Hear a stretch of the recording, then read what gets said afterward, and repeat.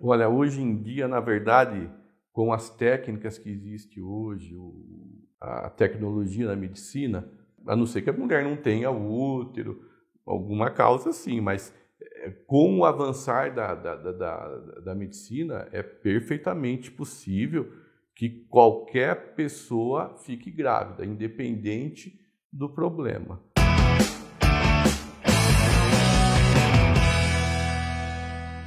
Mulheres com muitos filhos, muitos. Lembram das famílias de antigamente como eram enormes? Pois é, mas hoje em dia a realidade é outra. Para outras gerações parecia tudo tão fácil. Por que hoje tantos casais não conseguem ou têm dificuldade para engravidar? São muitas as dúvidas ligadas à reprodução humana.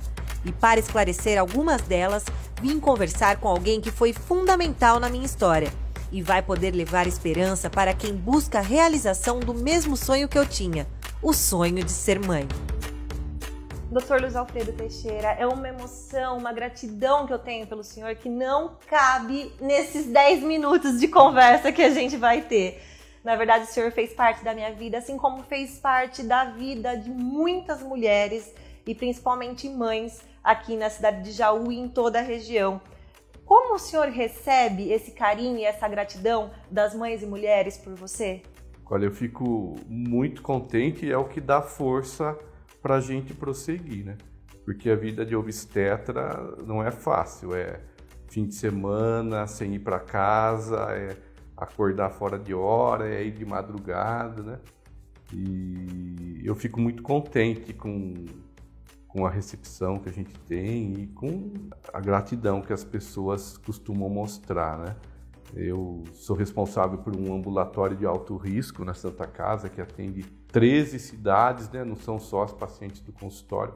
Então, são várias pacientes que vêm encaminhada muitas vezes sem esperança, já praticamente desesperadas, e a gente acaba conseguindo fazer com que elas cheguem até o fim da gravidez e saiam do hospital com os filhos, né? Então, tudo isso acaba dando força para a gente prosseguir na vida.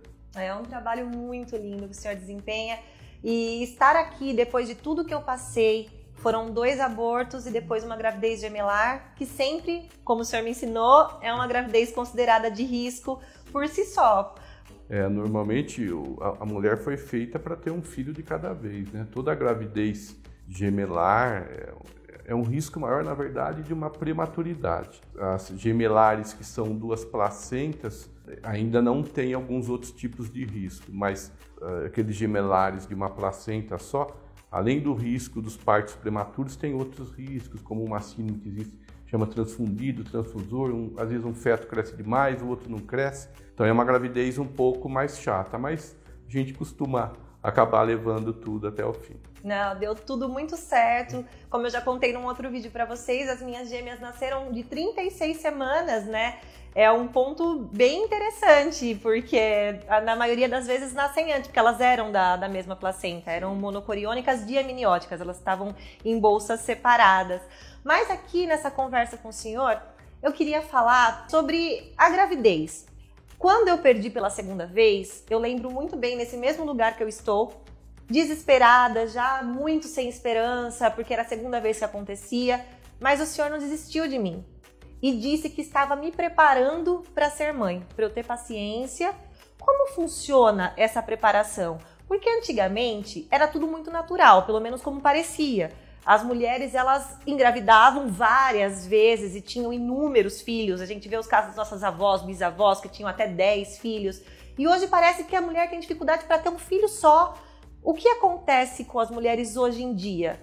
Na verdade, a gente vê realmente que existe uma dificuldade maior hoje. Mas isso é por conta de uma mudança no hábito da mulher. Na verdade, no que eu digo do hábito, é o fato de hoje cada vez se engravidar mais tarde e menos. A partir do momento que a mulher começa a menstruar e a ovular, e ela está fértil, quanto mais jovem ela engravidar, melhor é a fertilidade. E a gente sabe hoje que o fato da mulher menstruar todo mês e engravidar muito mais tarde, aumenta algumas doenças, como principalmente a endometriose. Por isso que hoje em dia, logo nas primeiras consultas, a gente muitas vezes, algumas mulheres que a gente sabe que tem propensão pelo histórico, pelo próprio exame físico, a gente costuma deixar essas mulheres desde cedo sem menstruar, menstruando pouco. O caso do anticoncepcional? Sim, algumas mulheres a gente, devido a esse risco, e a gente seleciona, claro, aquelas que têm esse risco maior, a gente faz com que essas mulheres menstruem poucas vezes. É claro que não é para todo mundo que a gente faz isso, mas chega uma menina aqui com histórico de endometriose na família, a mãe teve, a tia teve, ou mulheres com cólicas intensas, e que ao longo da vida ginecológica a gente vai monitorando e muitas vezes acaba decidindo em fazer com que essa mulher pare de menstruar. Isso acaba melhorando a fertilidade no futuro. Não estou falando para ninguém sair engravidando jovem ou tomar pílula, não posso menstruar. Não, existem aquelas que eu tenho um cuidado maior e aquelas que eu não tenho. Então, por isso que é importante ir sempre no ginecologista, conversar muito, explicar tudo, para que a gente diminua essa dificuldade no futuro. Com certeza, é muito importante colocar do acompanhamento médico, porque não adianta, tem muita mulher que está tentando, ela vai acabar se frustrando, psicologicamente adoecendo, então tem que estar ali, porque eu sei que muitas mulheres mais velhas também que podem estar aqui assistindo o vídeo vão ficar frustradas também, pô, eu não fiz isso lá atrás, não engravidei cedo, também não tive esse cuidado, e agora, o que eu faço depois dos 30? Como é que a gente procede? Primeiro, se a pessoa já tem uma infertilidade, vale lembrar, 40% das infertilidades são femininas, 40% das infertilidades são masculinas, 20% a mulher é normal, o homem é normal e o casal gera uma certa incompatibilidade do ponto de vista de fertilidade. Então, primeiro é ter um bom diagnóstico. Segundo, se tiver tudo perfeito, não tiver problema nenhum, a mulher ela pode engravidar com 30 anos, 35 anos, 39 anos, né?